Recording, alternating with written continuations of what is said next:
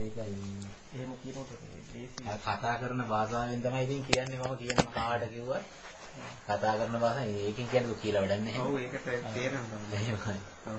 ඒක නිසා අපි අර ධර්ම කරුණු වශයෙන් ඉතින් අහන්නේ ඇත්තටම දැන් පස්සේ ටිකක් කාලේ යාපා ඒකමයි දැනුම කියන එක ඇත්තටම වැඩක් නැහැ. වැඩක් නැහැ මේකට. ඊට පස්සේ පුළුවන් තරම් මේ අයින් කරන්න තමයි උත්සාහ කරේ. එහෙමයි. දැන් අපිට පැවිදි වෙච්ච හින්දා තමයි ඔය වචන පොඩ්ඩක් හරි ඔය නෑ වැඩක් නැහැ ත්‍රිපිටක පොතක් බලන එක හොඳයි. නිවන් මාර්ගයට හරි උපනිශ්‍රයයි. වචන පදයක් වුණත් කියනවා මොකද හේතුව ඇවිල්ලා දැන් අපි ඔබතුමාලාට අපි දැන් මේ දහම් පදයක් කතා කරනවා කියමුකෝ. මම සිහිය නැතුව එක පාළි පාඨයක් කිව්වොත් මටමයි අසාධාරණයි. එක පාළි පාඨයක් අපි කියනකොට සිහිය නැතුව කියනකොටම එතන තියෙන මමත්වය. තේරෙනවද? එහෙනම් මම දන්නවා මේක කියන මානසිකත්වය තමයි එතන ඇවිල්ලා තියෙන්නේ. සිහිය නැතුව අපි කතා කරනකොට. ඒකයි එහෙම ස්වභාවයක් ඒ තරම් ගැඹුරුයි මේකේ මේ අපි යන්නේ.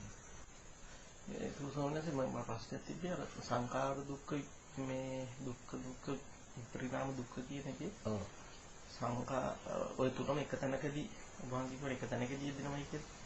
එතන මේ වහන්සේ විපරිණාම දුක්ඛ කියලා කියන්නේ මේ ඒ කියන්නේ සැප වේදනාවේ විපරිණාම දුක්ඛයක් තියෙනවා. මෙහෙමයි. සැප වේදනාව කියලා නෑ මහත්ය මේකේ. තේරෙනවද? වේදනා තුනක් ජනිත වෙනවා. තේරෙනවද? අපි ඒ කියන්නේ සෑම සංකතයක්ම දුක් තුනක සම්පින්ඩනයක් කියන්නේ ඒකයි. අන්න ඒකයි. ඔව්. තේරෙනවද? ඒ කියන්නේ දැන් මේ සංකත තියෙනවා මේ ලෝකේ.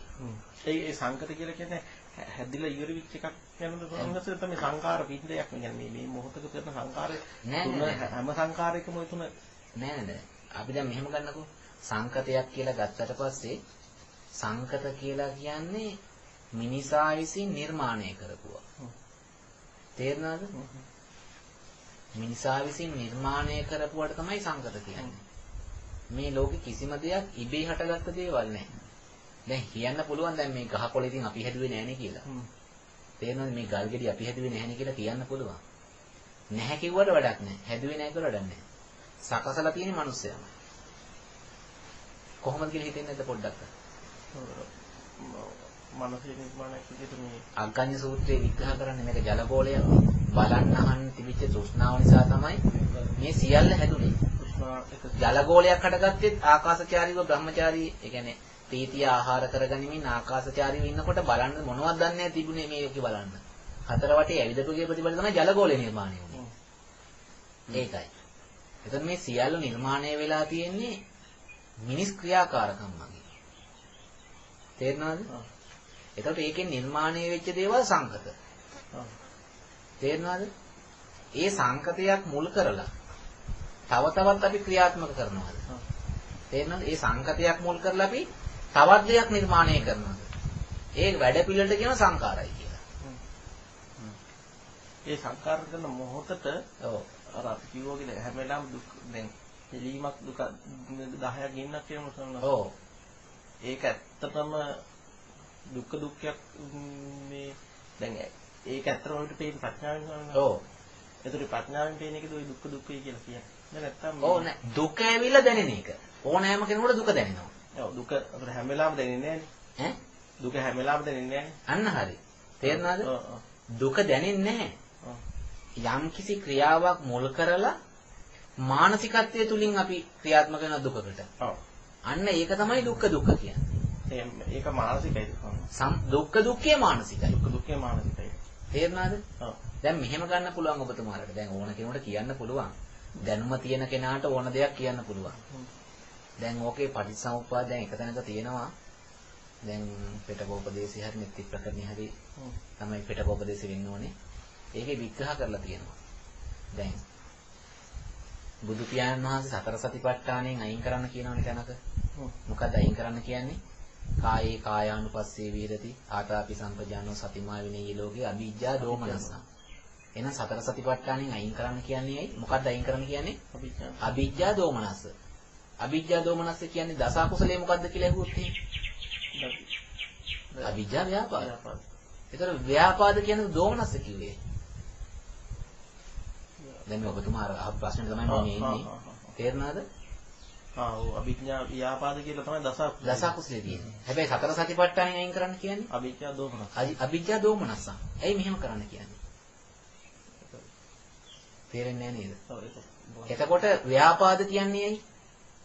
වය පැත්තට පාදක වෙන දේවල් වලට. එනේ අතුව පහතට ඇදලා දාන පාදකයක් වෙනවා. මේවට කියනවා ව්‍යාපාදයි කියලා. එතකොට බොහෝ විට පහලට හැල් දාන්න අපිට අපේ ද්වේෂය. තේරුණාද? එතකොට ඒක ওই ව්‍යාපාදයේ කියන එක කොටස් ගණනාවකට බෙදන්න පුළුවන්. ඒ අවබෝධ මට්ටම් වලට. ක්‍රෝධය කියන එක, වෛරය කියන එක පැත්තකට ගන්න පුළුවන්. ඒක ඇවිල්ලා පෘථග්ජන ගෝත්‍රයට තියෙන එක. ක්‍රෝධ වෛර කියන එක. කපනවා, කොටනවා, මරනවා කියන එක. ඊට පස්සේ පටිග, ගැටීමක් එන්න පුළුවන්. පටිග කියන මානසිකත්වයේ තියෙනවා ආර්ය පුද්ගලයින්ට. හැබැයි ඒක කාමරාග පටිග කියන අනාගාමී මානසිකත්වයෙන් පටිගයයින් එනවා. තේරුණාද? තේරුණාද? අඬට එහෙම ස්වරනවා. මොකද? ඉතින් අඬන්නේ දැන් කවුරුත් නැතුවම අඬන්නේ. ඔව්. ඒව පටිගයටයි තියෙන්නේ. පටිගය. පටිගයට ඈ ද්වේෂයක් නෙවෙයි ඒක. ද්වේෂය කියලා කියන මතේ සංස්කෘතේ. රාගෝ දෝසෝ මදෝ මොහ දෝෂයක්. වාහනේ දෝෂයක් කිව්වහම අපි කියන්නේ මොකක්ද? දෝෂයක්. ලෙඩක්. දෝෂ තමයි හරි නම. දෝෂ කියන්න අපිට උතුම් මේ අඬනවා කියන එක දෝෂයක් නෙවෙයි. ඒ කියන්නේ දැන් අඬනවා නෑ අපිට දැන් මේක යන ප්‍රශ්නේ. ද්වේෂ කියලා ගත්තට පස්සේ අපිට මහා ලොකු අර්ථයක් තමයි එන්නේ. ඔව්. ද්වේෂය. සංස්කෘතෙන් ගන්න එපා කියන්නේ ඒකයි බුදුහාමුදුරුවෝ. පොඩි දොසක් කියලා අපි කියන්නේ. උන් මට දොස් තියෙනවා. ඒ කියන්නේ මට බනිනවා. බනින්න නම් නිකම් බෑ. රාග හිතින් නෙමෙයිනේ බනින්නේ. උන් මට දොස් නගනවා. අපි එහෙම කියනව නේද? ඒවා හරිය තියෙනවා. මගේ බොරු දොස් අපි කිය වචන කියන්නේ. දොස් කිව්වා මට. තේරෙනවද? කියන්නේ මගේ අවැඩ කළා. මට අවැඩ කිව්වා. හැබැයි ඒක රාග හිතින් කරන්න බෑ. මොකක් හෝ ඇතුලේ ගැටීමක් තියෙන්න ඕන. තේරෙනවද? මේ ගැටෙන මානසිකත්වයටයි දොස් කිව්වේ. අර ද්වේෂ වගේ ටිකක්. ලොකුවට පෙන්නුවට ගැටීම් ස්වභාවය. ඇලීම් ස්වභාවයට ලෝභ කිව්වා. ගැටීම් ස්වභාවයට දොස් කිව්වා. එහෙනම් ඇලෙන ගැටෙන ස්වභාවය කියලා අපි කියන්නේ ඒකමද? රාගයයි ද්වේෂයයි මොකද්ද කියලා හෙවට පස්සේ අපි කියන ඇලෙනවා ගැටෙනවා. ඒක සංස්කෘතියෙන් ද්වේෂ කියලා ගත්තාම තමයි ලොකු එකක් පෙන්වන්නේ. දෝසෝ කිව්වම දොස් සිංහලෙන් ගැටෙන ස්වභාවය. තේරෙනවද? ඒතර මිනිස්සු ගැටෙන ස්වභාවයල් ආකාරයි. ඒක තමයි පෘථග්ජන ගෝත්‍රයට ගැටෙනවා වෛරයෙන්, ක්‍රෝධයෙන් ගැටෙනවා. ගැටීමක් ආවොත් එතන ඉවර වෙන්නේම කපනවා, කොටනවා, මරනවා කියන තැන. ඈ නැද්ද මම මේ කියන්නේ? එක්ක පොල්ලරෙන් පොල් හරි ගහන්න යනවා හෙන ගෙහියන් කියලා. ඒ පෘථග්ජන ගෝත්‍රය එහෙම නැත්නම් කඩුවක් පීයක් හරි අරගෙන ගිහලා අනිනවා. නැද්ද? වෙඩි තියන්න මරන්න කොහොම හරි මරණ ප්ලෑන්මයි තියෙන්නේ. හැබැයි ධර්මාභෝධය ලැබුණාට පස්සේ ගැටීම් ස්වභාවය එනවා මෙන්න ගැටීමක් කියලා දැනෙනවා. ඒකෙන් එයා නිදහස් වෙන්න ගන්නවා. තේරෙනවද? ඒ කියන්නේ මෙච්චර කාලයක් ඒගොල්ල ධර්මාභෝධය ලබනකම් ධර්මාභෝධය ලැබිච්ච පුද්ගලයාගේ ධර්මාභෝධය ලබනකම් තිබ්බේ. උන්ට නොවේවා මටම වේවා කියන මානසිකත්වය. එහෙනම් අපේ උන්ට වේවා. එහෙනම් බලපංක උන්ට තමයි ඔක්කොම අපිට තමයි මෙලෝ මගුලක් නැත්තේ. ඔය හිත නෙමෙයි තියෙන්නේ. ධර්මාභෝධය ලැබිච්ච හිතේ තියෙන්නේ. උන්ට නොවේවා මට වේවා නෙමෙයි. මට වෙච්ච එක උන්ටත් වේවා. يعني මට ආපු අවබෝධය අනිත් උන්ට ලැබේවා. හැබැයි ඔය අවබෝධය එනකන් තිබ්බේ මොකද්ද? උන්ට නොවේවා මට වේවා. ඒ කියන්නේ උන්ට නොවේවා මට වේවා කියන එකේ අර්ථය ගත්තොත් එහෙම කියනවා. ඔක්කොම කිනිකෙද්දික උන්ට නොවේවා මටම වේවා. ඒ කියන්නේ ප්‍රාර්ථනා කරේ. කාමයේ කියන්නේ ගින්නනේ කාමයේනේ පැතුනේ. ඈ? නේද? එහෙනම් කියන්නේ ඔක්කොම කිනිකෙද්දික උන්ට විතරයි මට මුකුත් නැහැ. පිට හරියන්න අන්න හරි. තේරුණාද? හැබැයි ධර්මාභෝධය ලැබුණට පස්සේ කියන්නේ මොකද්ද? මට වෙච්ච එක උන්ටත් වේවා. يعني මම ගිනි ගෙඩි වලින් නිදහස් වෙන මඟ දැක්කා. ගිනි ගෙඩි ඇසුරු කරන්නේ උන්ට මේ මාර්ගය දකින්න ලැබේවා. මෙච්චර කල් තරහ මරහා තිබ්බනම් දැන් බණක් හරි අහන්න කතා නොකර කට්ටිය කියන දැන් පොඩ කතා කරන්න ගන්නවා. නේද? ධර්මාභෝධය ලැබිච්ච කෙනා තරහකාර වෙන ටික ටික ලං වෙනවා. ඊට පස්සේ කොහෙද යන්නේ බණක් අහනවා. යන්නද? අතේ දුරින් ගියානේ බණ අහන්න යනවා. දානා දැන් අපේ ගෙදර දානයක් තියෙන පුළුවන් නම් එන්න බැරිද? ඔහේ කතා නොකර හීන්දරේ දැන් ටික ටික මොකද තරහ මරහා මොකද වෙන්නේ? දැන් ටික ටික අඩු වෙනවා. තේරෙනවද? හැබැයි මොකක් හරි ප්‍රශ්නයක් කියලා ගැටීමක් ආවොත් ගැටෙනවා. ඒත් විලාප තියාගෙන කෑකෝක ගහ යන්නේ නැහැ. මෙන්න මං ගැටුණා. Taman දකින්න ගන්නවා. ඒ ගැටීම් ස්වභාවය කොතනද අයින් ඉන්නේ? එහෙම ගැටෙන ස්වභාවය අනාගාමී ඵලයෙන් අයින් වෙනවා. හේතුව තමයි උච්චමාන, හීනමාන, සදිසමාන. මේ මාන තුන අයින් වෙනවා අනාගාමී පුද්ගලයාට. උච්චමාන කියලා කියන්නේ තව කෙනෙකුට සාපේක්ෂව Taman ඉහළට යන්න උත්සාහ ගන්න. කියන්නේ දැන් තව කෙනෙක්ව පෙන්ලා එයාට වඩා මං ඉස්සරහා. ඒ මානසිකත්වයනේ අනාගාමී පුද්ගලයාට. මට මොකද මං ඉන්න තැනත් එක බලනකොට. Tamanව උස්සගෙන අනුන්ව පහත දාලා කතා කරනවා. Taman ඉස්සෙනවා. තේරෙනවද? උන්ගේ තරම් තවම මට නැහෙනේ. තව කෙනෙකුට සාපේක්ෂව Taman පහළට වැටලා කතා කරන එක අයින් වෙනවා. ඌත් එහෙම තමයි මාත් එහෙම තමයි. සම වෙනවා. තේරෙනවද? අද කාලේ මේක බොහෝ ගත්තොත් අද කාලේ තියෙන කට්ටියක ගත්තොත් එහෙම. දොස් කියනව නෙමෙයි. මොනවද දන්නේ මමනේ දන්නේ මේ දහම් කරුණු. අන්න උච්චමාන. ඕ කියන බණේම තමයි මං කියන බණේම තමයි ඌ කියන්නේ. සදිසමාන. තේරෙනවද? ඉතින් උන් දන්නේ උන්තරම් මන් දන්නේ හීනමාන. අවබෝධයක් නැතුව කතා කරනවා. ඒක අල්පේච්ඡභාවයෙන් නෙමෙයි ඒ කතා කරන්නේ. අවබෝධයක් නැතුව තමන්ගේන චිත්ත විපල්යාස ටික එළියට එනවා. ඔන්න ඔය මාන තුන නැතුව යනවා අනාගාමී පුද්ගලයාට. ඒතර තව කෙනෙක් එක්ක සැසදෙන්නේ නැති හින්දා ලෝකෙ ගැටෙන්න කෙනෙක් නැහැ. මොකද කාම ලෝකෙන් නිදහස්නේ. තේරෙනවද? කාම ලෝකෙන් නිදහස් වෙන පුද්ගලයා කියලා කාම ලෝකයක් කරලා ගැටීමක් නැහැ. පටික දුරු වෙනවා. හැබැයි සතර සතිපට්ඨාණයෙන් අයින් කරන්න කියන්නේ මොකද තථාගතයන් වහන්සේ? අවිජ්ජා දෝමනස්ස. හැබැයි පටිකයයි අයින් උනේ. දෝමනස්ස අනාගාමී පුද්ගලයා අයින් වුණාද? තව අරිහත් වෙන්න පින තියෙනවා. මේ දුර තියෙනවා. එහෙනම් දෝමනස්සේ ප්‍රහීන වුණා නම් ඒ පුද්ගලයා කවුද? අරිහත් උතුමන් වහන්සේ කෙනෙක්. හැබැයි තාම පටිකයේ විතරයි අයින් උනේ. බණ දහම් නැස පහළනකොට ක්‍රෝධ වෛර අයින් වුණා. මේ ව්‍යාපාදේම කොටස්. අනාගාමී වෙනකොට පටික අයින් වුණා. හැබැයි අරිහත් වෙනකොටත් අයින් වෙන එකක් තියෙනවා. දෝමනස්සේ. ඒතර දෝමනස්සේ කියන්නේ කොහොමද ගොඩ නැගෙන්නේ? ඒකද දුක්ඛ කියන්නේ. මෙන්න මේක අපි තේරුම් ගන්නවා. පටිච්ච සමුප්පාදේ විග්‍රහ කරලා තියෙනවා. කාය සම්පීලන ලක්ෂණං තන් දුක්ඛං. දෝමනස්ස පදට්ඨාන. දෝමනස්ස පදට්ඨාන කියන්නේ දෝමනස්සේ ප්‍රදාන වෙන්නේ මොකද්ද? කාය සම්පීලන ලක්ෂණං තන් දුක්ඛං. කාය කියන්නේ පටිච්ච සමුප්පාදයක මේ කයද විග්‍රහ කරන්නේ. කාය කිව්වම සබ්බ කාය. ඒක විග්‍රහ කරලා තියෙන්නේ කය කියලා තමයි. සිංහලට හරවනකොට අවිද්‍යාව තෘෂ්ණාව වලින් පටන් ගත්තා නම් මේක කය සම්බන්ධව යන එකද මනස සම්බන්ධව යන එකද? එහෙනම් ඒකට කයක් අයි තියෙනවද? පටිච්චසමුප්පාද චක්‍රයක? සම්පූර්ණ මානසික අවිද්‍යාවෙන් හටගන්නේ කය නෙමෙයි. මනසයි පටන් ගන්න. මනසේ පිළීම තමයි අන්න කාය සම්පීලන. සබ්බ කාය. සම්පීලන ලක්ෂණං. පිළීමක් සමග එක්වන ලක්ෂණය. තන් දුක්ඛං. අන්න ඒ දුක්ඛ තමයි දෝමනස පදට්ඨාන. දෝමනසයට ප්‍රදාන වෙන්නේ. තේරෙනවද? කාය සම්පීලන ලක්ෂණං තන් දුක්ඛං දෝමනස පදට්ඨාන. සබ්බ කායෙන් පිළීමක් සමග එක්වන ලක්ෂණ නැමැති දුක තමයි දෝමනසයට ප්‍රදාන වෙන්නේ. එතකොට අනාගාමී වෙනකොට පටික අයින් වෙනවා. හැබැයි දෝමනස්සේ ඉතුරු යයි. ඇහැයි කනයි හිතයි කියන කාය තුනෙන් තවම පෙළෙනවා යා. රූපාවචර බ්‍රහ්මයා. අනාගාමී බ්‍රහ්මයා. බලන්න ඕනේ. ඔව් බලන්නයි යහන්නයි හිතන්නයි ඕනේ. එහෙනම් අන්න ඒකත් අතහැරිච්ච දවසක දෝමනස්සේ නිදහස්. දෝමනස්සේ ප්‍රදාන වෙන්නේ මොකද්ද? සම්පීලන ලක්ෂණ. පිළීමක් සමග එක්වන ලක්ෂණනේ දුක. කොහෙන්ද? සබ්බ කාය. ඇහැ කන නාසය දිවකය මන. පිළීමක් සමග එක්වන ලක්ෂණය. ඒ කියන්නේ සබ්බ කායෙන්. ඔව් සබ්බ කාය. ඔව් පිළීමක් සමග එක්වන. පිළීමක් සමග එක්වන. ඔව්. ඒ කියන්නේ අපි පෙලෙන්නේ එක් වෙනවා. කොහෙන්ද? ඇහැ කන නාසය දිවකය මන කියන්නේ. මේ ඉන්ද්‍රිය ටිකකින්. ඒ කියන්නේ අපි තව පිළීමකට එක් වෙනවා. පිළිපෙලි මේ ලෝකේ ඇසුරු කරනවා කියන අදහස එන්නේ. තේරෙනවද? අන්න ඒ දුක තමයි දෝමනසයට ප්‍රදාන වෙන්නේ. එහෙනම් පටිච්ච සමුප්පාද චක්‍රේ අවසන් වෙන්නේ කොහොමද?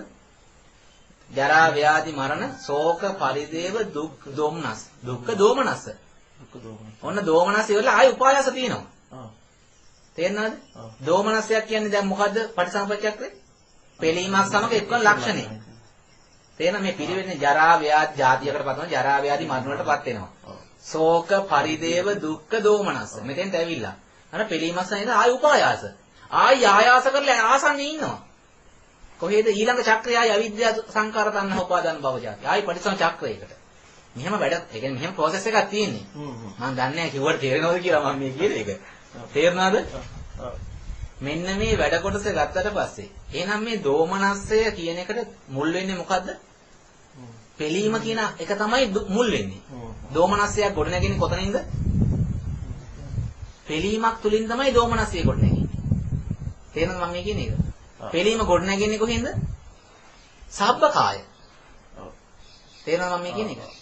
එතකොට කායේ කායානුපස්සී විහෙරති ආතාපි සම්පජානෝ සතිමා විනේය ලෝකේ අවිජ්ජා දෝමනස්ස.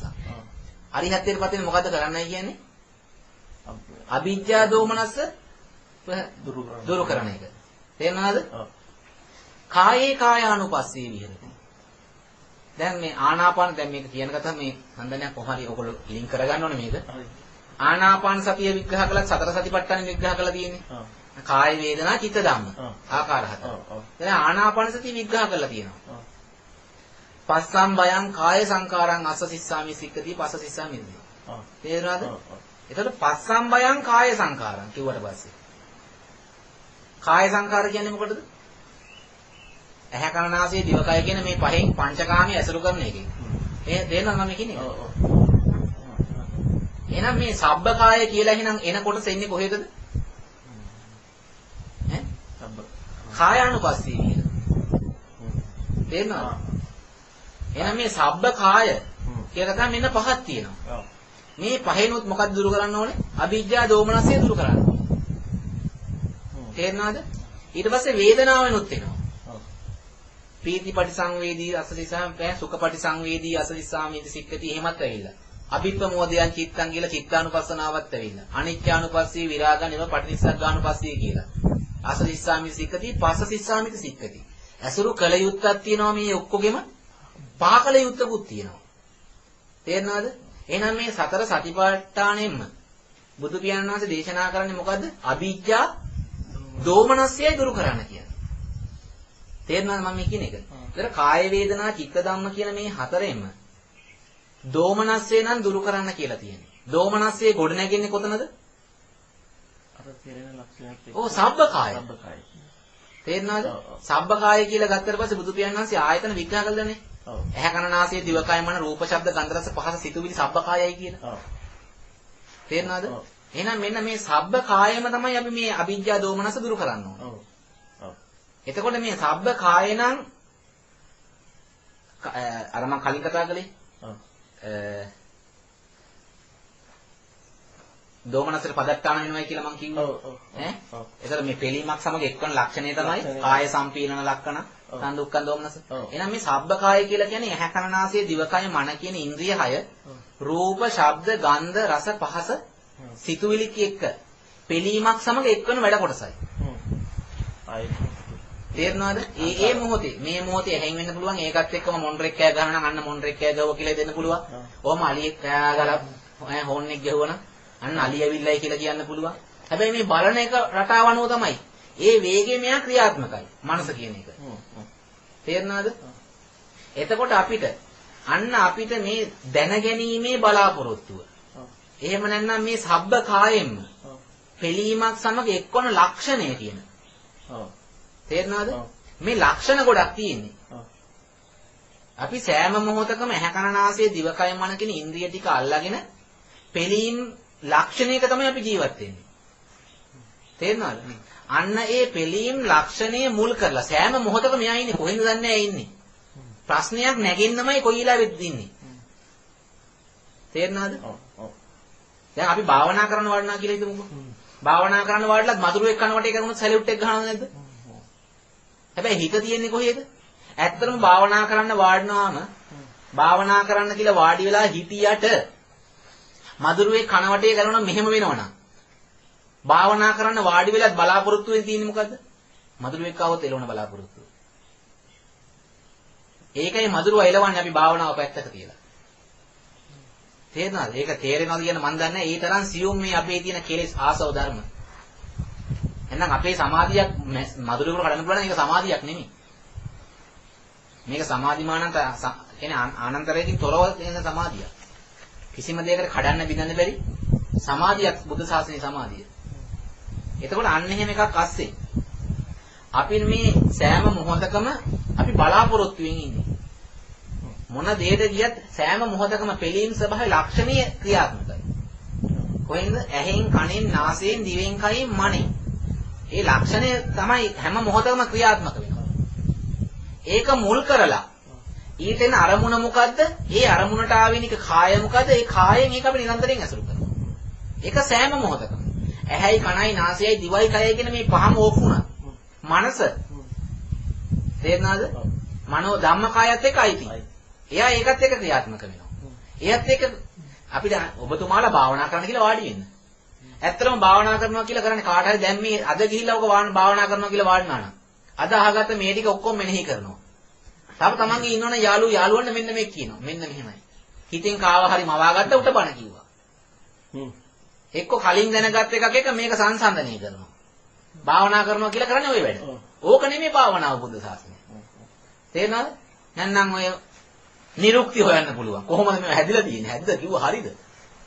මේ වචනේ හැදිලා තියෙන්නේ මෙහෙමද කියලා. ඒක නෙමෙයි භාවනාව. ඕක නෙමෙයි භාවනාව. අහගත්ත ධර්මයේ මෙනෙහි කර තමන්ගේ ආසව ධර්මයන් ප්‍රහීන කරන වෙන ධර්මයක. හිතින්ම වාගෙන කාටවත් බණ කියන එක නෙමෙයි භාවනාව කියන්නේ. ඒක ආසව ධර්ම ප්‍රහීන තරම් සිවුම් කරන තියලා ඒක තමයි ඒ තරම් සියුම්. ඒක තමයි කියන්නේ ආදීනව මෙනෙහි කරන එකයි. ආසවයන්ගේ ප්‍රහීනය. තේරුණාද? එතකොට අපිට අන්න සෑම මොහොතකම අපි අර පිළීම් ස්වභාවයක් එක්කයි අපි කටයුතු කරන්නේ. ඒ ලක්ෂණය තියෙනවා. එන අරමුණ මොකද්ද? ඊට අනුරූපව අපි ගැටෙනවා. ඒ කියන්නේ පිළිපෙලී දුක් විඳිනවා. තේරුණාද? අන්න එන දුක්ඛ. පිළීම් ලක්ෂණයක් එක්ක ඉන්නවා. අරමුණත් එක්කම පෙළෙනවා. අරමුණත් එක්කම පෙළෙනවා අපි. හැබැයි මේ අරමුණත් එක්කම පෙළෙනකොට නිකම් පෙළෙන්නේ නැහැ. අපි ඒකට ලක්ෂණේ තාම අන්තර්ගත හින්දා. අරියතුන් වහන්සේට දුක්ඛ නැහැ. බලාපොරොත්තු රහිත නිසා. අපි බලාපොරොත්තුවේ ඉන්න තාක්කල් ලක්ෂණේ අපි ගාව තියෙනවා. තේරෙනවද මම මේ කියන්නේ? ඈ? සබ්බකාය අර පීලක්ටේන ලස්ස මේ සානව දෝමනස්ස කියන එකේදී ඒකට හැම වෙලාවෙම මේ අපිට බලන්න හරි හිතනකොට හරි ඔව් අපි අර බලාපොරොත්තු කියලා මම කිව්වේ. ඔන්න ඒ බලාපොරොත්තුවත් එක්කම අපි මේ සබ්බකායෙන් ක්‍රියාත්මක වෙන අවස්ථාවක් ආවනම් ඔව් අන්න එතෙන්දගෙන දුක්ඛයයි කියලා. පැහැදිලිද? ඔව් ඒක මානසිකම තමයි හැම වෙලාවෙම. සෑම මොහොතකම මානසිකයි. තේරුණාද? ඔව්. ඒක මම ඔබතුමාලට ඒ වෙලේ ගත්තා මම කුසගින්න කියලා උදාහරණයක් ගත්තා. ඔව් ඔව්. ඒතකොට ඒක කායිකයි කියලා අපිට දකින්න පුළුවන් නේ. ඒ තේරුම් ගන්න කිව්වේ. ඔව් ඔව්. දැන් ඔබතුමාලා හැමදාම දැන් මොකක් හරි බර වැඩක්. දැන් ඔෆිස් එකේ හරි මොකක් හරි ඔඩිට් එකක් ඇවිල්ලා මොකක් හරි ඇවිල්ලා ඔව්. තමන් වැඩක්. දැන් තමන්ගේ ෆයිල් ටික ෆිල් කරන්න මොකක් හරි කරන වැඩ හොගාලා කරනවා. කන බොන 100ක් තියෙනවද? ඈ? කන බොන 100ක් නැහැ. එකමාරයි අපෝ වෙලාවට. දැන් බඩගින්නවද නේද? ඈ වෙලාව දැක්කා විතර. දැන් ওই බඩගින්න කොහෙද? ඔරලෝසුවේ නේද බඩගින්න තිබ්බේ? ඔරලෝසුව දකින්නකම් බඩගින්න තිබ්බද? ඈ? දැන් ඔබතුමාලා කොහේ හරි යනවා. දැන් මේ කොහේ හරි ට්‍රිප් එකක් හරි ගිහිල්ලා මුත්‍රාබරයි හොඳටම ඉන්න බෑ. තේරෙනවද? දැන් කොහෙද නවත්තන්නේ කියලා සිහි නැතුව ඉන්නේ. එක්ක කාට හරි කියන නවත්තපන් ඉන්න බෑ කියලා නවත්තපන් කියලා අපි කෑග් ගහනවා බස් වල. බස් එක හැප් වෙනවා ටරස් ගාලා. ඔය මුත්‍රාබර කොහෙද? ඈ? මුත්‍රාබර කොහෙද ගියේ? ඈ? කොහෙද ගියේ මුත්‍රාබර? දැන් මුත්‍රාබර තියෙයිද? මර බීර කියන්නේ. දැන් කොහෙද මේ මුත්‍රාබර? ඔව්. හැබැයි බස් එකේ ඉන්නකොට හිතේ ඉන්න බැරුව. ඇක්සිඩන්ට් වුණොත් එහෙම කොහේ මුත්‍රාබර? ඒ මානසික දෙයක් කරගන්න. අන්න හරි චූට්ටක් එනවා. තේරෙනවද? ටැංකියකට චුට්ටක් වැටෙනකොටම ලොකු කරලා දෙනවා මනසේ. දැන් දාපන් එළියට දැන් දාපන්. හැබැයි කයට අවශ්‍ය කොච්චරද? තව ඉන්න පුළුවන් කයේ ටිකකින්. මනසෙන් තමයි ප්‍රොසෙස් එක කරා යන්නේ. නැතුව ඇයි සංකාරපත්‍යෙන් විඥාන වෙයි. විඥානයේ පවතින සෑම මොහොතකම සංකාරයක් මත. සංකාර නිරෝධ වුණොත් විඥාන නිරුද්ධයි. තේරෙනවද මම මේ කියන එක? සෑම මොහොතකම මනසට මොකක්ද ඕනේ? ක්‍රියාවක් ඕනේ. රූපයකින්, වේදනාවකින්, සංඥාවකින්, සංකාරයකින් තොරව විඥානයක ගමනක් බිමන චුතියක් පිහිටීමක් නොකියමි. නොපනවමි. එහෙනම් මේ රූප වේදනා සංඥා සංකාර කියන මේ හතර නැතුව විඥානයකට පිහිටන්න බෑ කොහේවත්. තේරෙනවද? එහෙනම් රූප වේදනා සංඥා කියන මේ තුන මුල් කරලා සංකාරය මතමයි විඥානය පවතින්නේ. තේරෙනවද? අන්න ඒක නිසා අපි මේ කරන සෑම සංකාරයක් තුලමත් අර දුක්ඛ කියන කොටස මුල් කරලා තේරෙනවද? ඒකත් සංකාර කොටසට අයිති. නැතුව නෙමෙයි. තේරෙනවද? හැබැයි අර බලාපොරොත්තුව කියන එක සංකාර නෙමෙයි. ඒක ඇවිල්ලා අවිද්‍යාව ස්වභාවය. බලාපොරොත්තුව. තේරෙනවද? බලාපොරොත්තුව කියන්නේ අවිද්‍යාව. බලාපොරොත්තුවට අරමුණක් එන එක සංකාර නෙමෙයි. තේරෙනවද? අරමුණ ඝට්ටණය වෙනවා. ඝට්ටණය වෙනවා. කොහෙද එක ඝට්ටණය වෙන්නේ? ඇහැ කන නාසය දිවකය මන කියන ඉන්ද්‍රිය දෙකේ තියෙන බලාපොරොත්තුවත් එක්ක. ඒක තියෙන්නේ මානසිකව. අන්න ඒ බලාපොරොත්තුවට අරමුණ ඝට්ටණය වෙනකොට ඒ ඝට්ටණය ඇසුරු කරන්නයි ඒක විතක්ක ਵਿਚාර කියලා අපි කොටසක් තියෙනවනේ. තේරෙනවද? එහෙනම් දැන හැඳිනීම කොටසක්. දැන හැඳිනීම කොටස තමයි චිත්ත සංඛාර. ඒක විතක්ක ਵਿਚාර කළා හිතින් කියවන කරන එකක් තියෙන්නේ. අරමුණ අල්ලන එකයි. හිතින් කියවන එකයි. ඒක ඇවිල්ලා වචී සංඛාර. තේරෙනවද? ඒක ඇහැ කන නාසය දිවකය කියන මේ හතරෙන් ඇසුරු පහ කරන්න කියෝ කාය සංඛාර. එහෙනම් අර බලාපොරොත්තුව අවිද්‍යාව, බාහිර රූප ශබ්ද ගන්ධ රසය පහස සිතුවිල්ලක් ඔය බලාපොරොත්තුව කියන එක මුල් කරලා අවිද්‍යාව යුක්තව ඔකේ ඝට්ටණය වෙනකොටම ඒක දැන හඳිනන්න තියෙන එකයි. ඒක විතක්ක ਵਿਚාර කරන්න තියෙන එකයි අස්වාස පස්වාස කරන්න තියෙන බලාපොරොත්තුව. ඔන්න ඕක කාය මේ සංකාර. තේරෙනවද? ඒතර අර බලාපොරොත්තුව කියන ගින්න සමනය කරන්න හදනවා අර බාහිරින් එන රූප ශබ්ද ගන්ධ රස පහස සිතුවිලිත් එක්ක. අල්ලාගෙන අර බලාපොරොත්තුව තියෙන දැන් ගින්නන්නේ. ඒ ගින්න නිවා ගන්න උත්සාහ කරනවා. නිවා ගන්න නිකන් කරන්න බෑ සංකාරය කරන්නම ඕනේ. පැහැදිලිද මම මේ කියන්නේ? ඔව්. ඒතර මේ මොහොතේමයි ඒක වෙන්නේ දෙක. අන්න ඒ මොහොතේමයි. ඒ කියන්නේ මේක ඇවිල්ලා කියන්න බෑ දැන්. දංගලක එක ළඟ පුරුක් ටික. ඔව්. තේරෙනවද? ඔව්. මේ චිත්ත වීදිත් එක ගත්තම එක ළඟ පුරුක් ටික. අන්න හරි. එක ළඟ පුරුක් ටික නේ. කොහොම එකට ගත්තොත් එක පුරුකක්. එක පුරුකක් වගේ. තේරෙනවද? අන්න ඒ සංකාරය මත තමයි දැන් සංකාරය කරනවා. සංකාරය කරන්නේ මොකක් නිවන්නද? අර බලාපොරොත්තුව නැමැති ගින්න නිවන්න තමයි දැන් මේ සංකාර කරන්නේ. සෑම මොහොතකම රූප ශබ්ද ගන්ධ රස පහස සිතුවිල්ලක් එනකම්ම තමයි මෙයා බලන් ඉන්නේ. ඒ කියන්නේ සංකාර කරනවා කියලා ඇත්තට මෙතන ඉන්නේ අර දැන හැඳින ගන්න එක තමයි මූලිකම. අන්න දැන හැඳිනීම විතක්ක ਵਿਚාර අස්වාස් ප්‍රස්වාස මේ ඔක්කොම සංකාරයටයි තියෙන්නේ. තේරෙනවද? ඒක දැන හැඳිනීමෙන් වෙන්න පුළුවන්, විතක්ක ਵਿਚාරයෙන් වෙන්න පුළුවන්, අස්වාස් ප්‍රස්වාසයෙන් වෙන්න පුළුවන්. තේරෙනවද? ඇසුරු පහ කරන එකකින්. ඇහැ කන නාසය දිවකය කියන මේ. ඇහෙන් කනින් නාසය මේක ඇසුරු පහ කරන එක.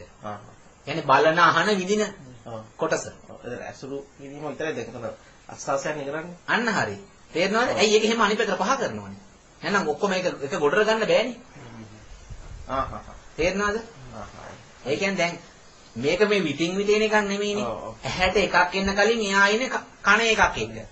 ඇහි එක එනකොටම කන එක අයින් වෙනවා. තේරෙනවද මම මේ කියන්නේ? එතකොට මේක පහ කරලා මේක ඇසුරු කරනවා. එහෙනම් මේක ඇසුරු කරනකොටම මේක පහ වෙනවා. අස්වාස පස්වාස වලින් තමයි ඒක තමයි. ඔව් හරියට ඔය අස්වාස පස්වාස කියන ක්‍රියාවලිය සිද්ධ වෙන්නේ.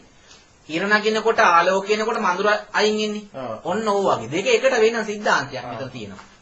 මේක මේ හරි සියුමකට ගත්තොත් මම මේ කියන්නේ. එහෙනම් මේ ඕලාරිකෝ කියන්න පුළුවන් කිව්වට වැඩක් නැහැ නේ අපි මේක තේරුම් ගන්න බෑ. තේරෙනවද? එහෙනම් ආයි අර අඩුවක් පිල්ලනේ ආයි ඕක තේරුම් ගන්න ආයි මොකක් හරි කොහෙන්ද ආයි දැනගන්න ඉන්න බෑ. තේරෙනවද? එතකොට මෙන්න මේ ඇසුරු පහ කරනකොටම අන්න සංකාරයක් වෙන්නේ. ඒක වේදනා සංඥා වලින් වෙන්න පුළුවන්. විතක්ක ਵਿਚාර වලින් වෙන්න පුළුවන්. කාය සංකාරයක් වශයෙන් අස්වාස ඇසුරු පහ කරන එකෙන් වෙන්න පුළුවන්. එතකොට ඒ සංකාරය කරන්නේ මොකක් මුල් කරලාද? අර දුක්ඛ කියන එක වහන්න. එහෙනම් මේ සංකාරය කරන එක ඇත්තටම සුඛයස් වුණසද හරි වෙහිසකින් කරන්න ඕන එකක්ද? ඔය වෙහිසකින් කරන්නේ. ඒකත් වෙහිසක්. ඒකයි සංඛාර දුකක් කියලා කියන්නේ. හැම ගොඩ නගන හැම මොහොතක්ම අපි බලෙන් මේක අන්න හරි. අන්න ඒකයි. ඔව් ඒක බලෙන් මේක හදන්නේ හැම වෙලාවෙම. අන්න ඒ කියන්නේ අපි අවිද්‍යාව මුල් කරලා සංඛාරයක් කළොත් තේරෙනවද?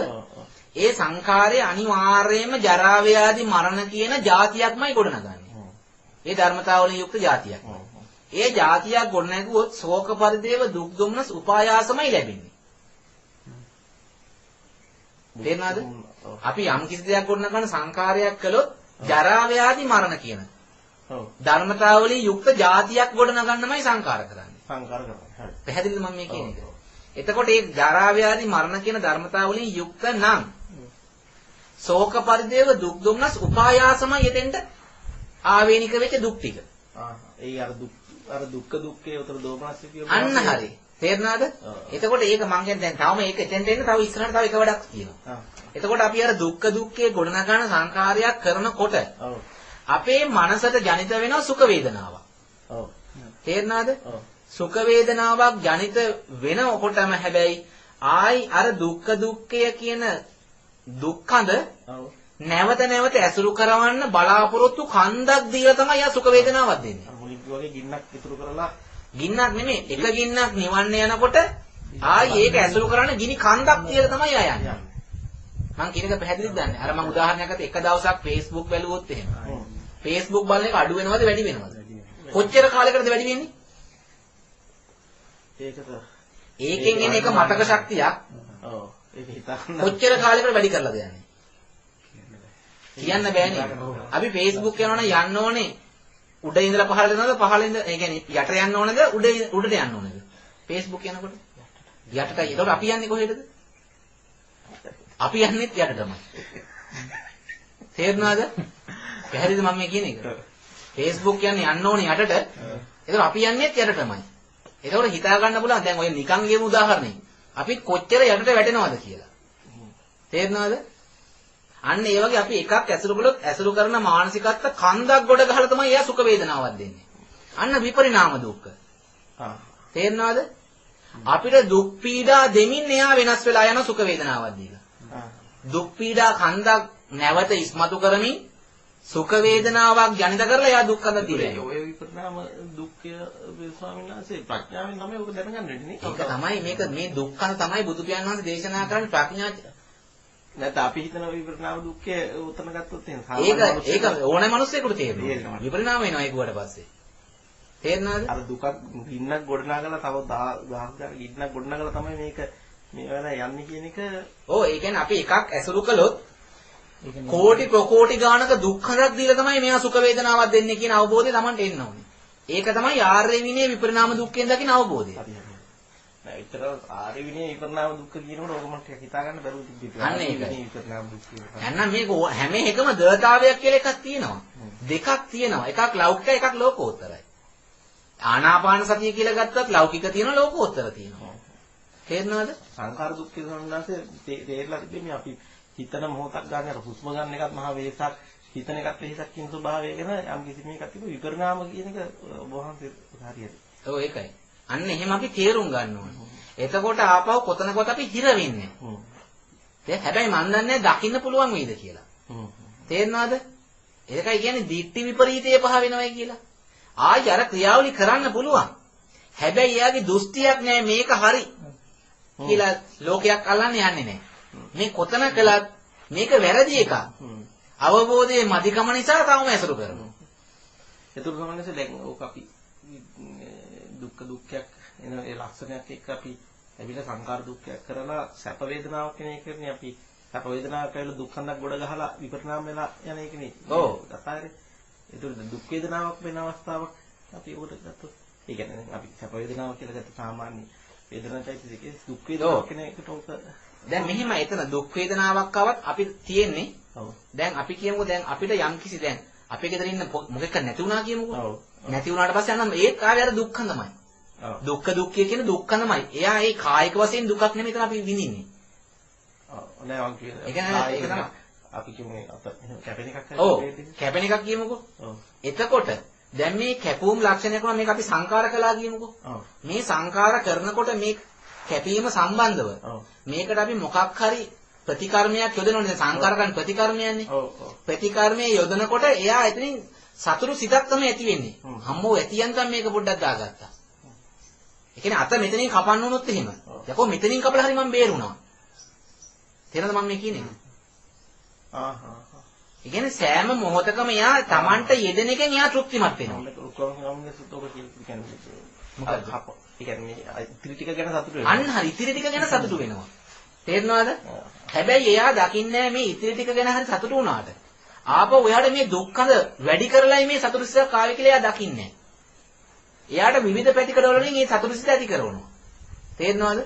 මගේ අත මෙතනින් කපන්න තිබ්බ එක මෙතනින් කපලා බේරුණා. ඥාතිත මිත්‍රාදීන්ට කියලා සතුටු වෙනවා. යකෝ මෙතනින් හරි කමන්නේ ඉතුරු කරගත්ත එක ලොකු දෙයක් කියලා තම තමන්ම සතුටු වෙනවා. තේරෙනවද? නන්න දෑරුම් ආකාරයට. තේරෙනවද? එක්ක තව කෙනෙක්ගේ මොකක් හරි ඉලඩක් හැදිලා මොකක් හරි වුණා නම් ඒ කැපුණා නම් යකෝ මං නම් 99න් හරි බේරන බලන්න උන්ට බේරෙන්න බැරි වුණානේ. මං විතරයි බේරෙන්නේ 100ට 1යි බේරෙන්නේ ඒකට මං අහු වුණානේ කියලා. මමත් එයින් එහෙම සතුටු වෙනවා. මේ කොහෙන් හරි කමක් නැහැ. අපි දැන් යමෙකුට ගැහුවා වුණත් අපි ගහන්නේ සතුටු සිතින්. තේරුණාද?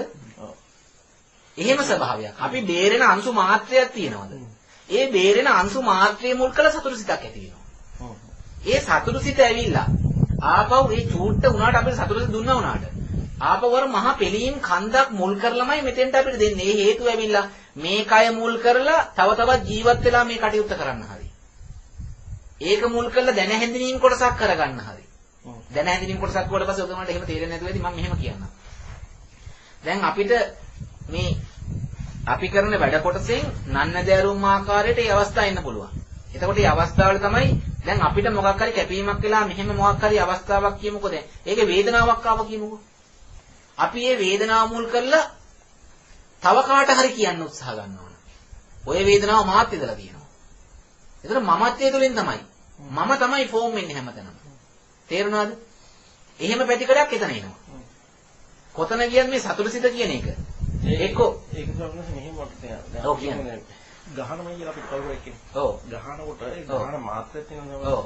ඒතර සබ්බකායට අපි මේ දැන් දුක්ඛ දුක්ඛයක් තියෙනවනේ අපිට හැම වෙලාවෙම මොකක් හරි දැන ගන්න හරි දැනගැනීමේ බලාපොරොත්තුවක් තියෙනවට මොකක් හරි. ඔව්. එතකොට අපි දැනගැනීමේ බලාපොරොත්තු කියන දුක්ඛ දුක්ඛේ මානසික මේ වෙලාවේ පෙරෙනවා. ඔව්. පෙරීමත් අපි ඒක නැති කරගන්න කියලා තමයි අපි ඒක සංකාර කරන්නේ. සංකාර කරනකොටම අපිට එන්නේ මේ වැදුනා කියන එක අපි දැනගන්නේ. ඔව්. මේ වේදනා සංඥාව පැහැදිලි.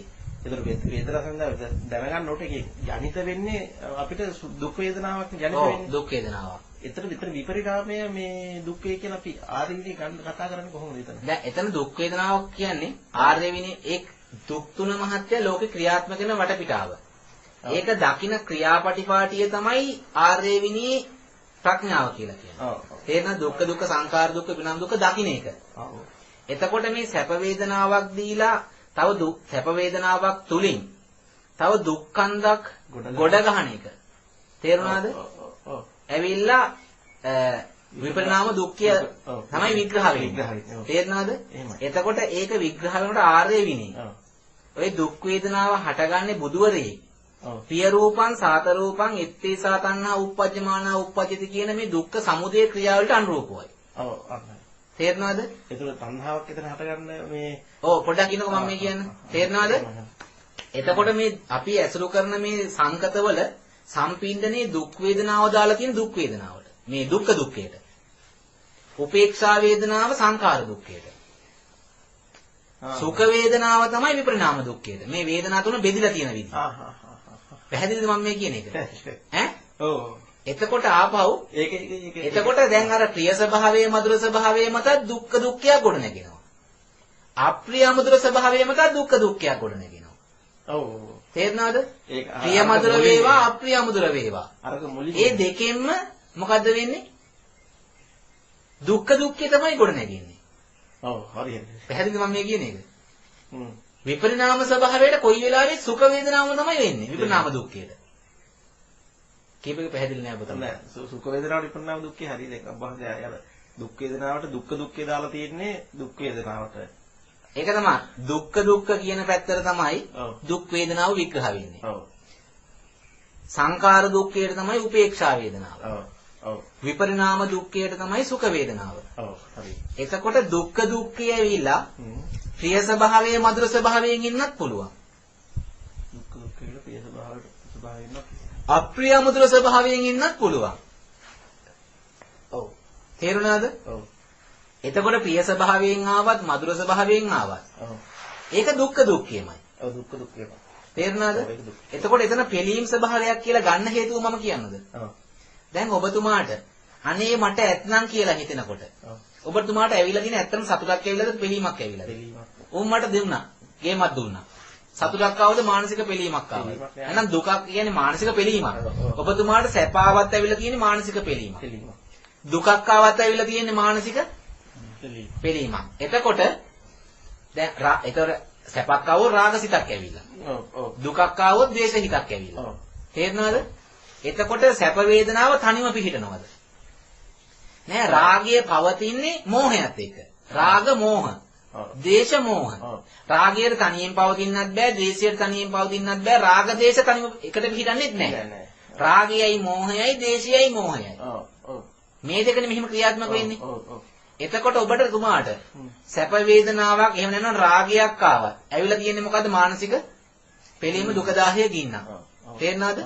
ද්වේෂයක් ආවත් ඇවිල්ලා තියෙන්නේ මානසික පිළීම දුක දාහය ගින්නා. එහෙනම් සැප වේදනාවක් ජනිත වුණත් දුක් වේදනාවක් ජනිත වුණත් ඒ දෙක බැඳලා තියෙන්නේ කාත් එක්කද? මානසික පිළීම කියන ලක්ෂණය උඩ. ඔව්. එතකොට රාගය ද්වේෂය බැඳලා තියෙන්නේ මොකක් උඩද? මෝහය කියන ලක්ෂණය උඩ. තේරෙනවද? එහෙනම් ඔබතුමාට සැප වේදනාවක් නැත්නම් ප්‍රිය ස්වභාවයක් මధుර ස්වභාවයක් ආවත් අප්‍රිය අමුද්‍ර ස්වභාවයක් ආවත් මේ දෙක බැඳලා තියෙන්නේ මොකක් මතද? මානසික පිළීම කියන සිද්ධාන්තය. එතන මෝහයට අයිති වෙන සිද්ධාන්තය මොකද්ද? පිළීම. ඔව්. තේරෙනවද? රාගයයි මෝහයයි දේශයයි මෝහයයි වගේ. සැප වේදනා දුක් වේදනා කියන මේ දෙකම බැඳලා තියෙන පිළීමක් සමග. ඔව් ඔව්. තේරෙනවද? එතකොට අපිට මේක යමක් අපි පෙළෙනවා කියලා දැක්කනම් ඔව්. එයා දැකලා තියෙන්නේ මොකද්ද? මෝහය. මොහය. මොහය දැකලා. මෝහයයි දැකලා තියෙන්නේ. ඔව්. තේරෙනවද? හරි හරි. රාගක්කයෝ දේශක්කයෝ මෝහක්කයෝ නිබ්බාන. රාග දේශ පහ කරන එකද නිවන? රාග දේශ මෝහ කියන තුනම පහ කරන එකද නිවන? තුනම පහ. පෙළෙනවා කියලා දැක්කනම් එයා රාගයද දැකලා තියෙන්නේ දුක් ද්වේෂයද දැකලා තියෙන්නේ මෝහයද දැකලා තියෙන්නේ. මෝහය මුල් වෙලා තමයි අර දෙක දකින්නේ. මොහය මුල් වෙලා තමයි. එහෙනම් මේ පෙළීමෙන් එයා අයින් වුණා නම් සමනය කරන්න යන්නේ නැත්නම් තේරුණාද? එයා සදහටම නිදහස් වෙලා තියෙන්නේ මොකෙන්ද? මෝහයෙන්. මොහය. එහෙනම් පෙළෙන්නේ නැතුව ඉන්නවා කියලා කියන්නේ නිවන. ඔව් ඔව්. තේරුණාද? පෙළීමෙන් නිදහස් වුණා කියලා කියන්නේ ඔව්. එයා නිවනේ තමයි හිත පිහිටලා තියෙන්නේ. තේරුණාද? එතකොට මේ දුක්ඛ දුක්ඛ කියන එක පෙළෙනවා කියලා ගත්තාම ඔව්. එතකොට ප්‍රිය ස්වභාවයක් මధుර ස්වභාවයක් ආවත් දුක්ඛ දුක්ඛය. අප්‍රිය අමුද්‍ර ස්වභාවය ආවත් දුක්ඛ දුක්ඛය. එතකොට මේක පෙළීමක් ස්වභාවයක් කියලා ගත්තනම් එයා දැක්කනම් ඔව්. එයා මෝහයෙන් සංකාර කරනවා දාපහු. ආහා. තේරෙනවද? සංකාරය තුළ තියෙන උපේක්ෂා සහගත වේදනාව මෝහය. ඔව්. මේක පිළීමක් කියලා දැක්ක ගමන් එතෙන්ට අර ප්‍රොසෙස් එක ක්‍රියාත්මක වෙන්නේ. ඔව්. මෝහයෙන් සංකාර කරන්න යන්නේ. නෑ. හරි. තේරෙනවද? ඔව්. මෝහයෙන් සංකාර කරන්න යන්නේ නැහැ කියලා ගන්නකොටම ඔව්. එයා ඒක සුඛයි කියලා බැඳෙන්නේ නැහැ. ඔව්. මතුමතුත් විපරිණාම දුක්ඛයක් ගොඩනැගෙන්න හේතු නැහැ. ඔව්. මතුමතුත් දුක්ඛඳක් ගොඩනගන්න හේතුවක් සැකසෙන්නේ නැහැ මෙතන පෙළෙනවා කියලා දැකලා සංකාර නොකර හිටියෝ. ඔව්. තේරුණාද? ඔව්. ඒතර ඔබතුමා ඇහුවේ ඔව්. විපරිණාම දුක්ඛයේදී දුක් වේදනාවක් ආවොත් වෙන්නේ මොකද්ද කියලා. විපරිණාම දුක්ඛයේදී දුක් වේදනාවක් කවමදාකවත් ගොඩනැගෙන්නේ නැහැ.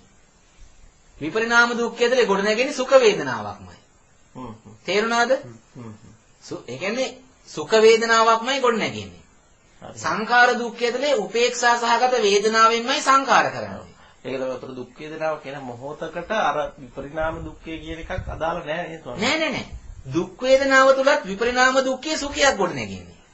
හරිනේ. ඔව්. තේරුණාද? ඇයි සංඛාර කරන්නේ? ඒක සමනය කරගන්නේ හැම මොහොතකම. ප්‍රිය ස්වභාවයේ සුඛ වේදනා, ඒ කියන්නේ ප්‍රිය ස්වභාවයෙන් මధుර ස්වභාවයෙන්. එතකොට ඒක මේ අර අපිට හරි. මම කියන්නේ තේරෙනවද? ප්‍රිය මధుර ස්වභාවයක් වුණත්, අප්‍රිය අමුද්‍ර ස්වභාවයක් වුණත් මනසකට ආවොත් ඒක දුක්ඛ දුක්ඛයක්මයි. මානසිකව පිළීම් ස්වභාවයක්මයි. තේරෙනවද? ඒකයි ප්‍රිය මధుර වුණත්, අප්‍රිය අමුද්‍ර වුණත්. ඒ මොහොතට ස්වාමීන් වහන්සේ අපි අතන විග්‍රහ කරන්නේ සැප වේදනාවේදී සැප වේදනාවක් හදලා දෙන්නේ දුක 10 ගින්නක් මෙතන ගොඩ ගහලා තමයි සැප වේදනාවක් හදලා දෙන්නේ. අන්න හරි. ඒ කියන්නේ විපරිණාම දුක්ඛයක් දීලා තමයි මේ සැපක් ගොඩනගන්නේ. ඒ කියන්නේ මේ දුක 10 ගින්නක් ඇති කරලාමයි අපිට සැප වේදනාවක් දෙන්නේ.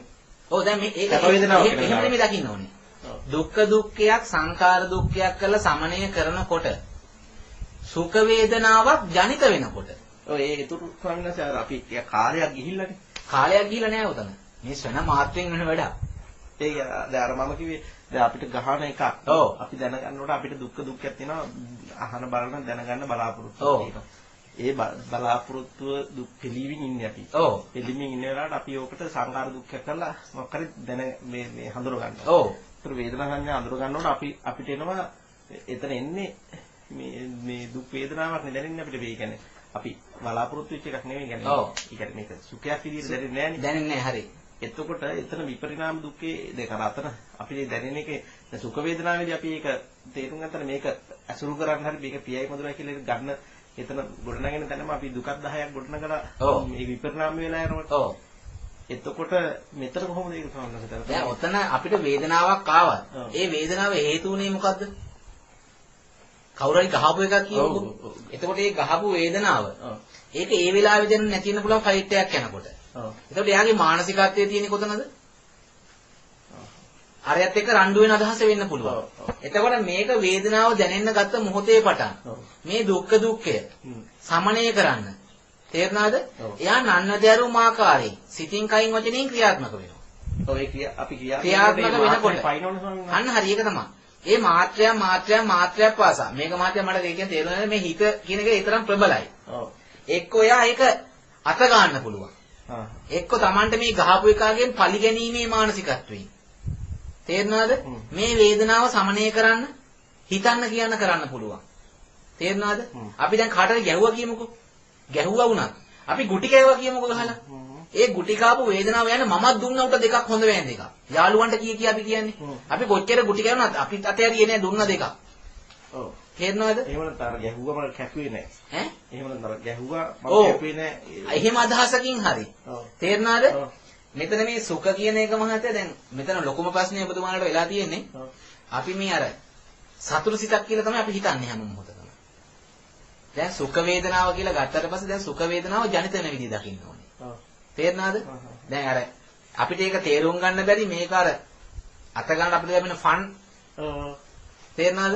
එහෙම එකක් කියලා අපි හිතන්නේ. තේරුණාද? ඒ කියන්නේ සතුටක් දැනෙන එකක් කියලා තමයි අපි සැප හිතන් ඉන්නේ. සැප වේදනාව කියලා කියන්නේ නැත්නම් සුඛ කියලා ගත්තා. ඔය සැප ඒ කියන්නේ අපි හිතන මේ මානසිකත්වයේ දකින්න එක නෙමෙයි. තේරුණාද? දැන් ඔබතුමාලා දැන් වෙන ගෙදර යනවා කියමුකෝ. ගෙදර ගිහලා ඔය ටී-ෂර්ට් එක ගලවලා හරි සැටියට හරි කොහෙද දානවා කියමුකෝ. ඊළඟ ගෙදර ගියාට පස්සේ ඔබතුමාලා කොහොමද කටින් අරින් මේ පිට වෙන ශබ්ද අරින් ඉන්නේ? අයින් වුණාද නැද්ද? වලට ගිහිල්ලා එහෙම ඇවිල්ලා ඔබතුමාලා පොඩ්ඩක් හඳලා බලන්න. අපෙන් ඇකින් පිට වෙනවා. එහෙනම් මොකක් හරි ඔබතුමාලා මොකක් හරි ප්‍රොජෙක්ට් එකකට ගිහිල්ලා ආවට පස්සේ ඔෆිස් එකට ආවට පස්සේ වාහනෙන් බහිනකොට හම්බුවේ තියන්තන් අපෙන් පිට වෙනවද නැද්ද? සූ ස්වභාවයක්. මේ පිට උනේ මොකද්ද? අපි ඇතුලේ මහන්සි ස්වභාවයෙන් කාන්සියෙන් පීඩාවකින් හිටපු ස්වභාවයක්. ඒ වැඩේ ඉවරනාට පස්සේ අපෙන් පිට වුණා.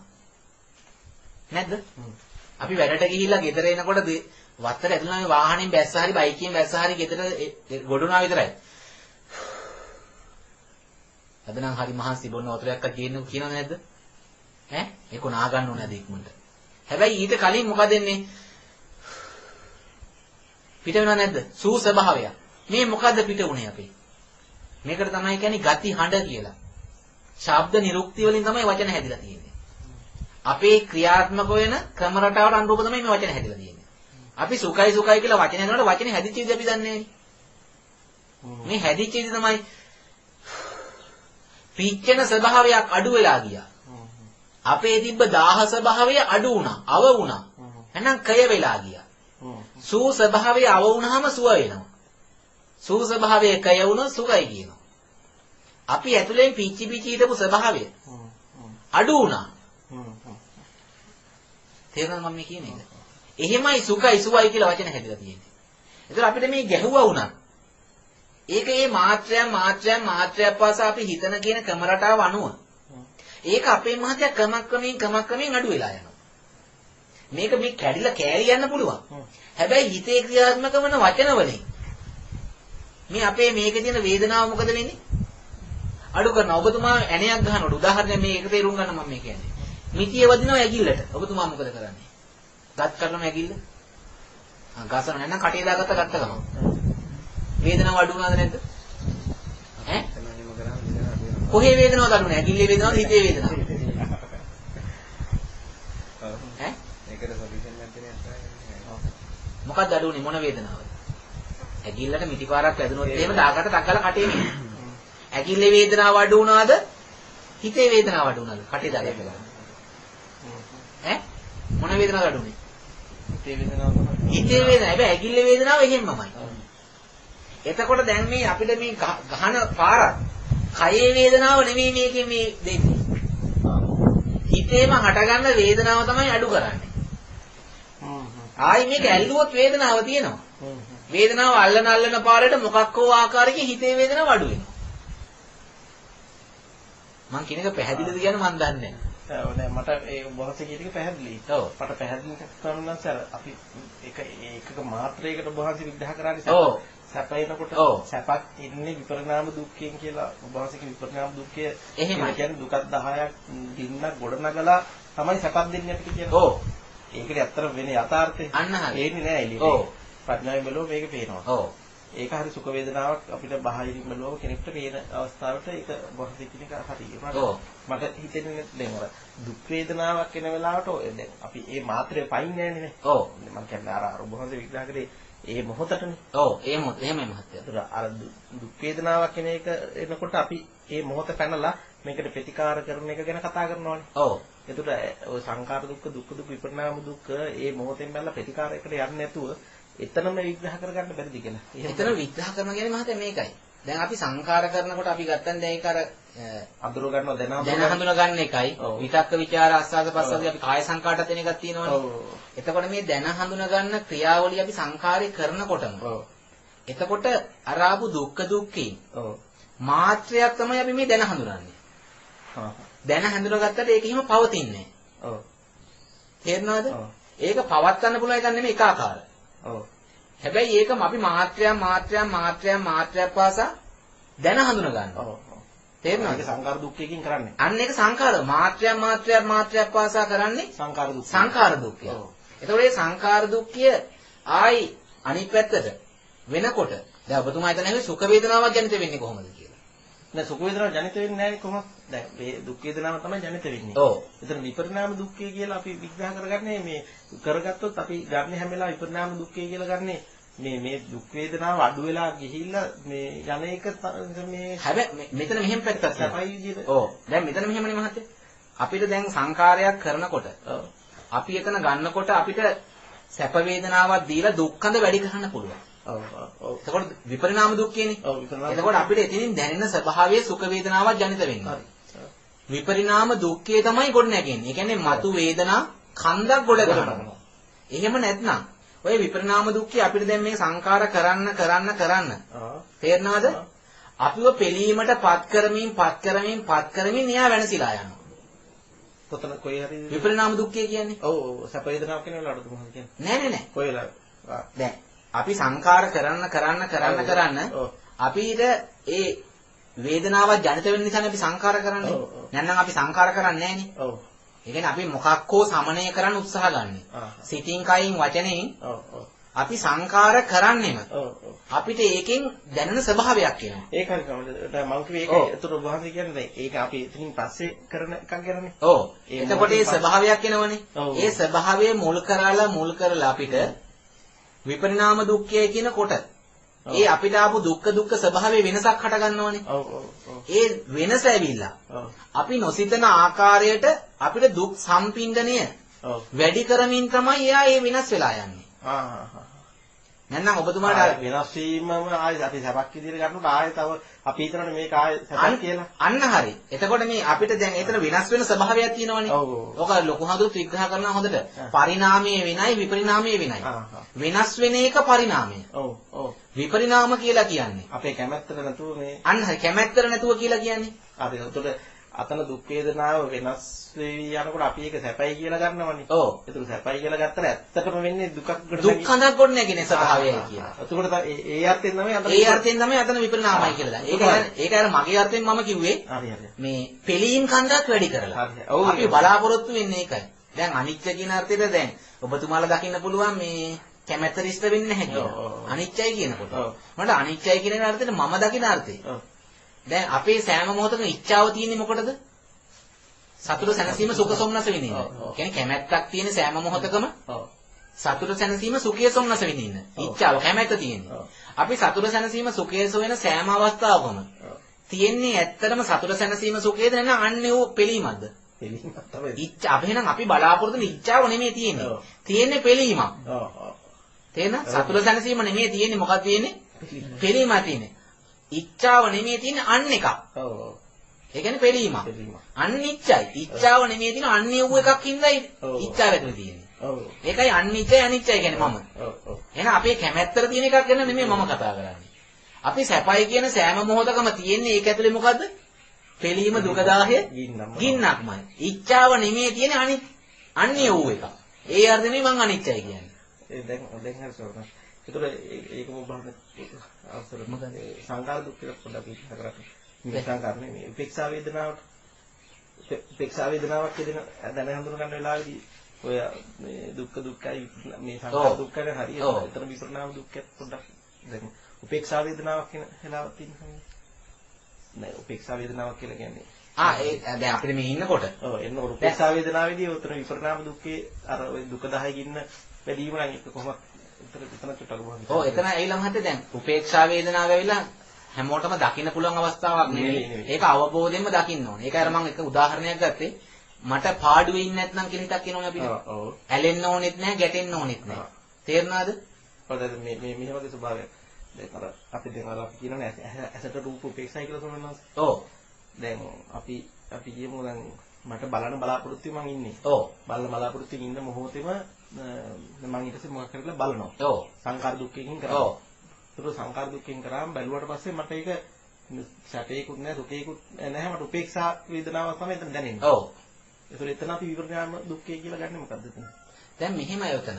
අපිට සැප වේදනාවක් දුක් වේදනාවක් තොරව අපි මෝහයෙන් කටයුතු කරනකොට මෙතන අපිට ඒ කියන්නේ අපි බලන්න බලාපොරොත්තුෙන් ඉන්නකොට අපි මෙහෙම අපි බලන් ඉන්නවා. අපිට පේනවත් ඒක. ඔව්. අපි බලන අදහසකුත් නැහැ. අපිට පේනවා. ඔව්. තේරෙනවද? පේන අවස්ථාවේ අපි දකින්න ඕනේ එතන අපි දැන් මේ මෝහේනේ ක්‍රියාත්මක වෙන්නේ. මොහොනේ. ඔව්. ඒතකොට අපි අපේ මනසිහිය එතන තියෙන්න ඕනේ. නැතුව මේක දකින්න බෑ. ඔව්. අපි ඇහැ වේවා කන වේවා ඔව්. නාසය දිව කය මේ ඔක්කොම මනස වේවා. අපි ඒ කියන්නේ නිදහසේ ඉන්නකොට නිදහසේ ඉන්න අවස්ථාවේ මේ උපේක්ෂා සහගතයි කියලා කියන්නේ. අනිත්‍යයි කියලායි දකින්න කියන්නේ එතන. උපේක්ෂාව අනිත්‍යසේ දකින්න. අනිත්‍යසේ දකින්න කියන්නේ. තේරුණාද? ඒක ඇතුලේ අරක දකින්න විදිහක් නැහැ. තේරුණාද? සංඛාරය කියන්නේ උපේක්ෂා සහගතව. ඔව්. තේරුණාද? එතකොට මේක අපි උපේක්ෂා සහගත ස්වභාවයේ ඉඳලා තමයි අතෙන්ට වැටෙන්නේ. ප්‍රියහයකට වැටෙන්නේ අප්‍රියහයකට වැටෙන්නේ උපේක්ෂා සහගත වේදනාවක්. ඒක විපරිණාමය වෙලා යන්න පුළුවන් මේ ස්වභාවයක් තියෙනවා ඒකේ අර දෙකට වැටෙන්න පුළුවන්. අන්න දෙකට වැටෙන්න පුළුවන්. 10 ගින්න ඇති කරන එකට වැටෙන්න පුළුවන්. වැටෙන්න පුළුවන්. ඒ දෙකට වටන්නේ මේකේ ඉඳලා. මේකේ ඉඳලා. පැහැදිලිද? මේකේ නැතුව ඒ දෙකට වටන්න බෑ. ඒකයි අර කිව්වේ රාගය උපදින්නත් මෝහය අවශ්‍යයි. ද්වේෂය උපදින්නත් මෝහය අවශ්‍යයි. ප්‍රිය ස්වභාවයක් මధుර ස්වභාවයක් දෙන්නත් පිළීම වගේම අප්‍රිය මధుර ස්වභාවයක් දෙන්නත් පිළීම අවශ්‍යයි කිව්වේ. මේ දෙක තුලින් තමයි මේ දෙකට වටන්නේ. ඒකයි අනිත්‍යසේ දකින්න. ඒකයි අනිත්‍යසේ දකින්නයි කියන්නේ. එතකොට අපි මේ දකිනකොට ඇහැම අපි මේ පාඩුවේ ඉන්න පුළුවන්. ඇස් දෙක පියාගෙන ඉන්න පුළුවන්. අපේ මනසිය තියෙන්න ඕනේ. මොකක් ගැනද හිතන්නේ? එහෙනම් සිත දුවනෝහි. ඔහේ දුවන්න දෙන්න බෑ. ඒතර ඒකත් විපරිණාම දුක්ඛයක් තමයි ඒකත් නිරන්තරයෙන් ක්‍රියාත්මකයි. ඒක වෙනස් වෙලා යන්න ස්වභාවයෙන් තමයි. ඒකත් එහෙමයි. අපි නිකන් මෙහෙම දැන් හිතනව නෙමෙයි හිතා ඉන්න එක. අපේ අවිද්‍යාව ප්‍රහීන වෙලා නැති වෙන තාක්කල්. අපි ඇස් දෙක පියාගත්තත් අපේ හිත නිකන් නිරන්තරයෙන් දුවනවා. දැන් අපි මෙහෙම ඇස් දෙක තියාගෙන අපි මෙහෙම ඉන්නවා. තේරුණාද? ඇස් දෙක පියාගෙන මේක ඉස්සරහින් රූපත් යන්න වෙන්න පුළුවන්. යන කෙනා අපිට ගණන් ගන්නෙත් නැහැ. එතකොට මේක උපේක්ෂා සහගතව තමයි ක්‍රියාත්මක වෙන්නේ. යන කෙනා අපි දන්නවත් එක්ක. දැනගන්න උවමනාවක් නැති වුණාට එයා දන්නවා. ටික වෙලාවකින් ඇහුවොත් කවුද කිය අහවලා ගියා. මං එච්චර ගණන් ගත්තේ නැහැ. අපි එහෙමත් කියනවා. මෙතනින් ගියා ගණන් ගත්තේ නැහැ. එහෙමයි කියලා අපි හිතුවේ නැහැ. අපි එහෙමත් කියනවා. හැබැයි අපි ඒ අවස්ථාවේ හිතා හිටියේ මොකද්ද? තේරුණාද? ඒක හරි සියුම් ස්වභාවයක් නේ. ඒකයි මං කිව්වේ අර ගෙදර ඇවිල්ලත් ඒක ගැන හිතන්න යන්න එපා. හිත දකින්න යන්නත් එපා, උපේක්ෂාව දකින්නත් එපා. රාග දේශ දකින්න. හිතේ තියෙන මේ උපේක්ෂා සහගත ස්වභාවය දකින්න තමයි දැන් ලොකු හඳුර මට වචන 17ක් කිව්වයි කිව්වේ. යමෙක් මේ මානානුසේ නසන්න නම් අතීත වර්තමාන අනාගත සියුම් ළඟ දුර ළඟ හින මේ අභ්‍යන්තර බව 11 ආකාරයෙන් හිත දකින්න. මෙන්න මේ ආකාරයෙන් හිත දකිනකොට තමයි උපේක්ෂා වේදනාවෙන් නිදහස් වෙන්න පුළුවන්. ඒක ටිකක් කෙලවරදී. ඒක කෙලවරදී වෙන එක. තේරුණාද? ඒක අර ස්වභාවය දකිනකොට දැන් අපිට මෙහෙම හිතියත් අපි ඔළුව කැරකෙව්වත් කරකවන්න කලින් ඇයි උඹ කරකවන්නේ? මොකටද කරකවන්නේ? තේරුණාද? අදහස ප්‍රඥා චෛතසිකෙන් දහම් මැසෙන් ඔළුවට දීලා ඉවරයි. වැඩක් නැති එකක් නම් සංසුන් වුණා. තේරුණාද? ඒකේ ඒ අවස්ථාවට අවශ්‍ය කන්නම් කැරකිව්වා. ඒක හරිම සියුම් දැන. තේරුණාද? මේවා ඒ කියන්නේ ගිහිවතේ කරන්න ගියොත් හරිම අපහසුයි. එච්චර ඕනේ නැහැ පැවිදි වතේ තේරුම් ගන්න බැරුව කරන්න ගියොත් සිවුරු දාලා යනවා මහත්තයා.